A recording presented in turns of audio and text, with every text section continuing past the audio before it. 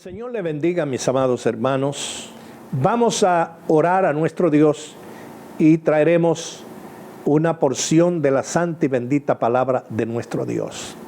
Padre amado, te damos gracias por la nueva oportunidad que nos permite, oh Dios, estar a través de estas cámaras para llevar a tu pueblo, Señor, el conocimiento, la sabiduría, la revelación, oh Dios, que tú nos permite ver y recibir.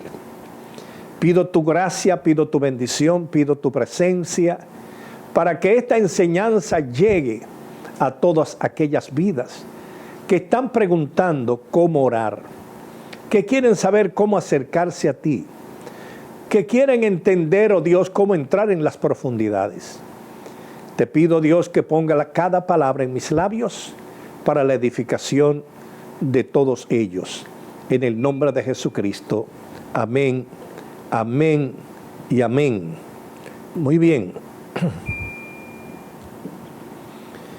Dice la palabra de Dios en el libro de Segunda de Reyes, en el capítulo 13, verso 14 en adelante, para la gloria de nuestro Dios. Y estaba Eliseo enfermo de la enfermedad que murió, y descendió a él Joás, rey de Israel, y llorando delante de él dijo: Padre mío, carro de Israel y su gente de a caballo. Y le dijo Eliseo: toma un arco y unas saetas. Tomó él entonces un arco y unas saetas. Luego dijo Eliseo al rey de Israel: pon tu mano sobre el arco. Y puso él su mano sobre el arco. Entonces puso Eliseo sus manos sobre las manos del rey. Y dijo: abre la ventana que da al oriente. Y cuando él la abrió, dijo Eliseo: tira. Y tirando él, dijo Eliseo: saeta de salvación de Jehová y saeta de salvación contra Siria, porque herirás a los sirios en Afe hasta consumirlo. Padre, gracias, en el nombre de Jesús. Amén, amén y amén. Hablando un poquito del trasfondo histórico de este pasaje, se hace necesario que nosotros vayamos al principio. Cuando Dios ya llama a Abraham y comienza a relacionarse con Abraham, se le revela en sueño a Abraham y comienza a guiar a este hombre, diciéndole las cosas que debía hacer, cómo él debía preparar su altar, cómo él debía presentarse delante de Dios, los sacrificios que debía hacer para agradar a Dios. Abraham se dejó guiar de Dios y fue haciendo todas las cosas según el Señor le dijo, y eso permitía que el cielo abriera su puerta, sus puertas. Las puertas del cielo estaban abiertas para Abraham. Luego sigue la historia bíblica y nos encontramos con Jacob, a quien Dios le abre la puerta del cielo, y tanto así que Dios le permite ver la escalera que subía al cielo y ver allá donde comenzaba la escalera en el cielo a Jehová sentado en su trono. Más adelante vemos la relación, gloria sea al Señor, que se desarrolla entre Jacob y Dios. Jacob, padre de 12 hijos, padre de 12 tribus que Dios sacó de los lomos de Jacob para formar las 12 tribus de Israel. Aunque Jacob tuvo hijas, se cuentan solamente los varones que iban a formar las tribus. Vemos más adelante en la historia, gloria sea al Señor, cómo Dios escoge a Moisés y cómo continúa la puerta abierta del cielo para bendecir el pueblo que Moisés saca de Egipto. En toda la trayectoria del desierto nos muestra la Biblia de que Dios había abierto la puerta del cielo para bendecir a todo ese pueblo de Israel que había tomado la decisión de entrar al desierto por mandato divino, caminar en el desierto, cruzar el Mar Rojo y luego cruzar el Jordán para entrar a la tierra prometida. Ahí tenemos ya en la tierra prometida la historia, gloria sea al Señor, que nos narra Josué y la historia que nos narran los jueces sobre la subida y caída del pueblo de Israel. Pecaban, venían los juicios, se arrepentían, Dios los restauraba, volvían otra vez y pecaban, volvían a llegar juicios, gloria sea al Señor. Y el pueblo fue perdiendo. La generación que entró, que nació en Canaán, dice la Escritura en el libro de los jueces que no conocía a Dios. Y esa generación perdió contacto, relación con el Dios que los sacó de Egipto. Lo que fue deteriorando esa relación espiritual y esa demanda que había de ir al altar del tabernáculo, sacrificar, reconciliarse con Dios para mantener esa relación espiritual entre Dios y su pueblo. Vemos ya la situación como se fue agravando a tal extremo que cuando llegue el reinado de Salomón se dividen las tribus. Manasés y Judá se quedan en Jerusalén, pero las otras 10 tribus se dividen y ocupan un lugar en Samaria y allí establecen su reino, levantan un altar, gloria sea el nombre del Señor, y levantan el becerro de oro, vuelven a adorar el becerro de oro, el buey Apis, que era adorado en Egipto. Y le he presentado al pueblo de Israel como el Dios que los sacó de Egipto. Esto motivó que Dios se apartara más del pueblo de Israel, porque prácticamente el pueblo era que lo estaba rechazando. El pueblo estaba rechazando a Dios y sus ordenanzas. El pueblo estaba rechazando el tabernáculo de Dios. El pueblo estaba rechazando el sacerdocio de Dios. Por lo tanto, se había perdido casi en su totalidad esa relación con Dios, aunque nos revela la Escritura que después que se casó el rey Acab con Jezabel, una sacerdotita de Baal, gloria sea al Señor, que ejercía la prostitución en Canaán, y que esa sacerdotita, al casarse con él, establece el culto a Baal en medio de las 10 tribus. Ya a través de la persecución, a través de los maltratos, a través, gloria sea al Señor, de las ayudas, gloria sea al Señor, habían logrado que la mayor parte del pueblo de Israel apoyara a Baal, dejara de adorar a Dios y adorara a Baal.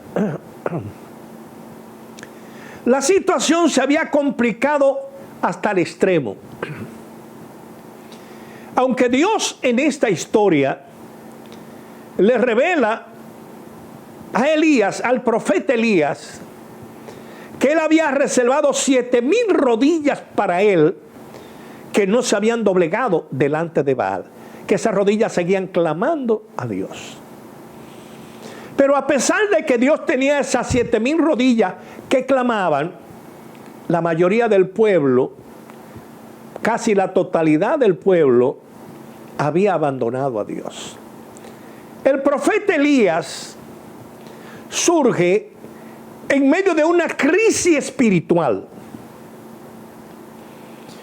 y se prepara en el desierto un tiempo que la Biblia no revela qué tiempo pasó Elías preparándose, pero se prepara para venir y hablar en el nombre de Jehová, aprender como profeta a vivir en la presencia de Dios, a ser alimentado por Dios espiritualmente, a recibir las enseñanzas divinas, las indicaciones de Dios, las revelaciones de la cosa profunda de Dios.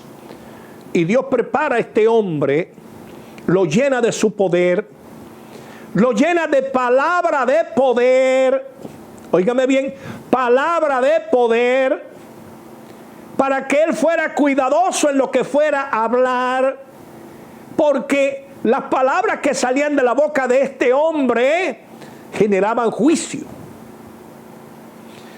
Entonces él tenía que ser medido al hablar como profeta de Dios. Elías surge en medio de ese ambiente para traerle al pueblo el mensaje de Dios. Y por eso vemos en el capítulo 17 de Primera de Reyes, verso 1, la forma dramática en la que aparece Elías en el escenario de Damasco. Un profeta que no dependía de la mesa, que no comía de la mesa de Jezabel ni de la mesa de Acab. Acá tenía profetas que le profetizaban de Baal y de Astores, en total 850 profetas que comían de la mesa del rey y de la reina, de las cosas sacrificadas a Baal. Y Elías se presenta delante del rey y sin mediar palabra con el rey le dice: vive Jehová en cuya presencia estoy, que no caerá lluvia ni rocío sobre esta tierra hasta que yo lo pida a Dios. Ven ahí la palabra de poder. Dios ha puesto palabra de poder en mi boca para cerrar el cielo. Dios ha puesto palabra de poder en mi boca para abrir el cielo. O sea, si yo no oro, el cielo va a permanecer cerrado. Pero ahora yo profetizo que no vendrá lluvia ni rocío porque el cielo se va a cerrar.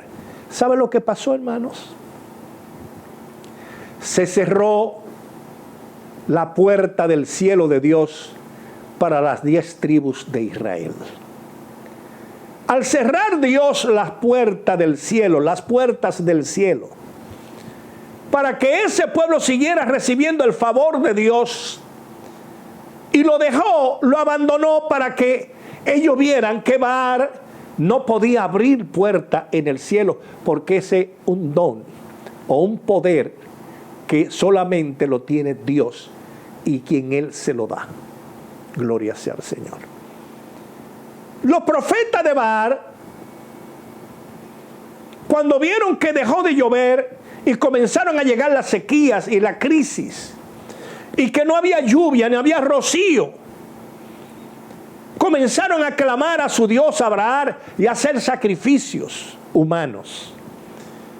Yo me imagino lo que estaba pasando con las 7,000 rodillas que estaban ocultas, que Dios había reservado. Estaban invocando el nombre de Dios porque ellos de alguna forma estaban siendo afectados también.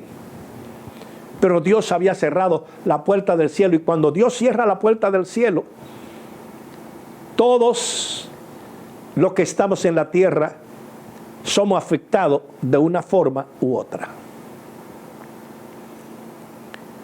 Pero vemos, gloria sea el nombre del Señor, toda la situación que pasa, todo lo que comenzó a desarrollarse cuando Dios cerró la puerta del cielo.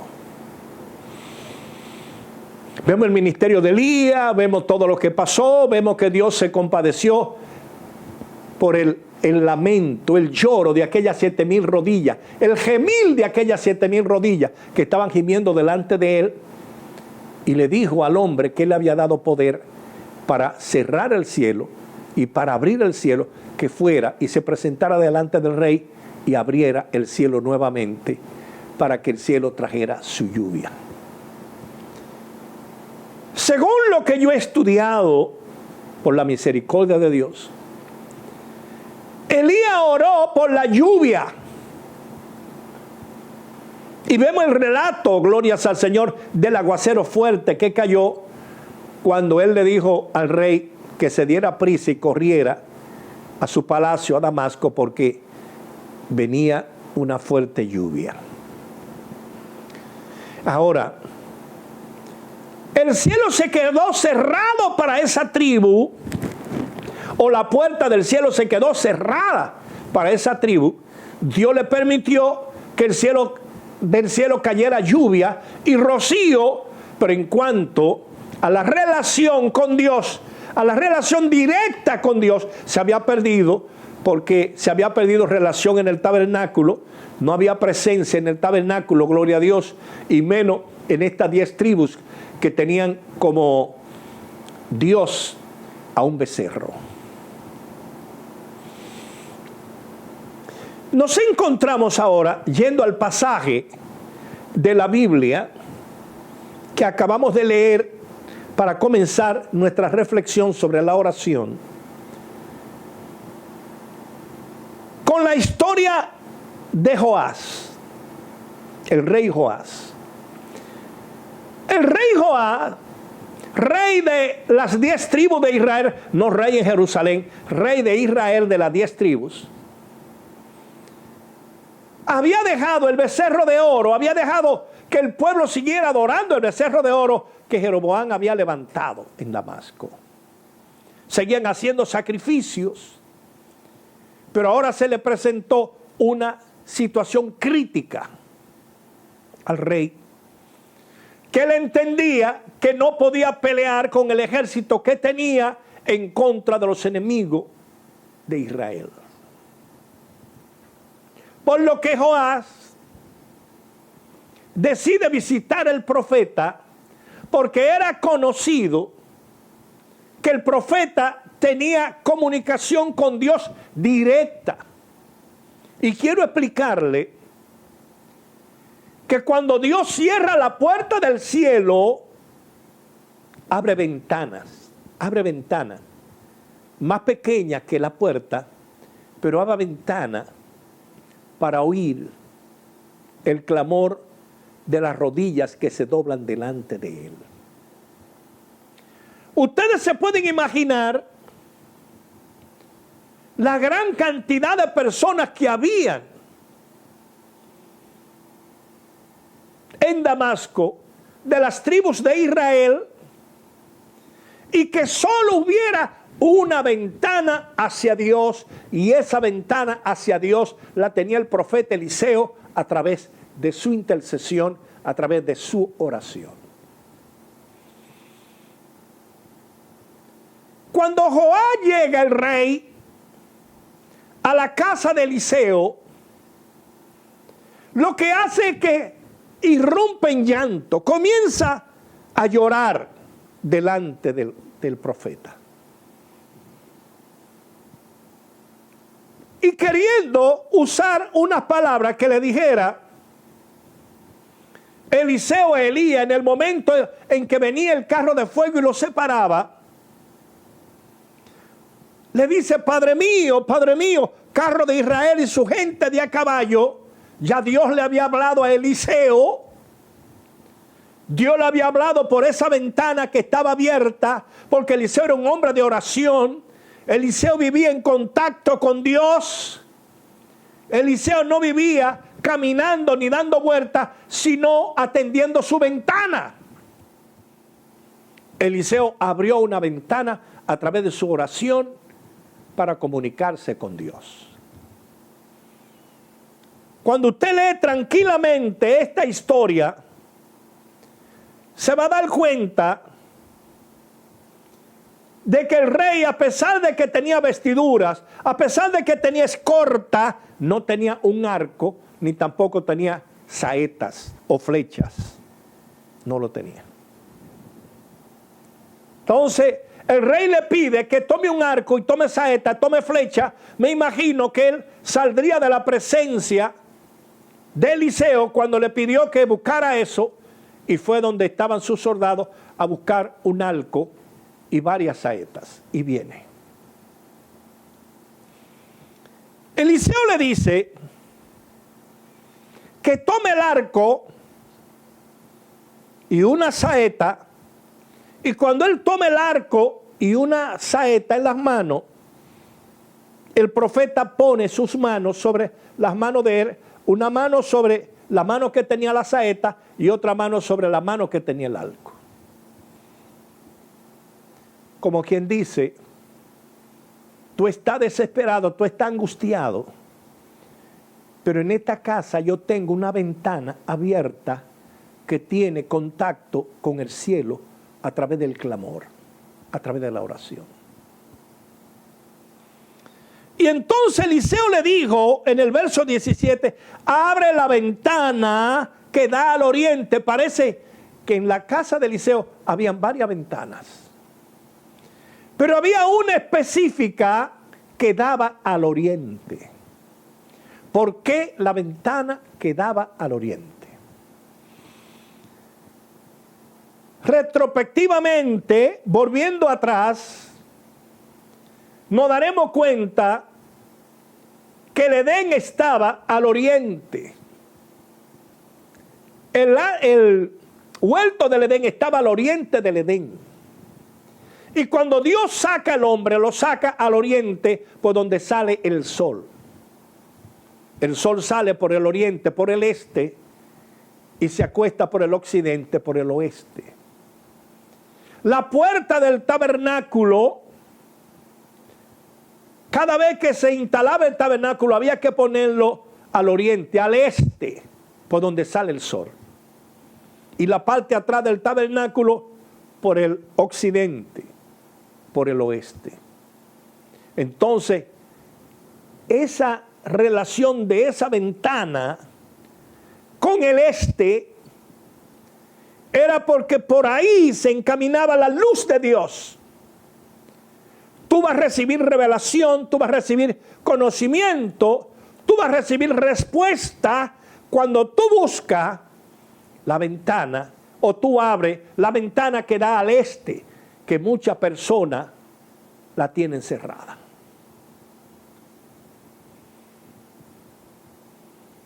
Si usted quiere conocer un poquito más de eso, usted verá lo que dice, gloria sea el nombre del Señor,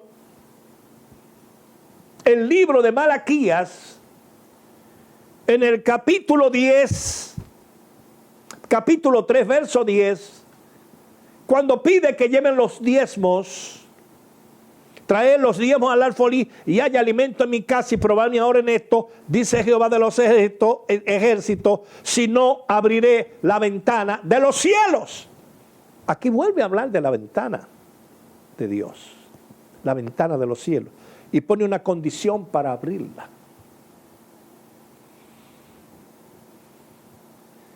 El profeta usaba esa ventana para comunicarse con Dios, para relacionarse con Dios.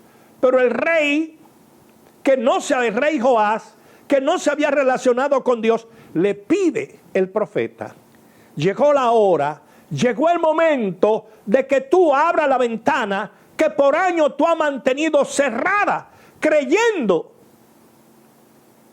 en cosas que no son del agrado de Dios. Pero Dios quiere mostrar su bondad.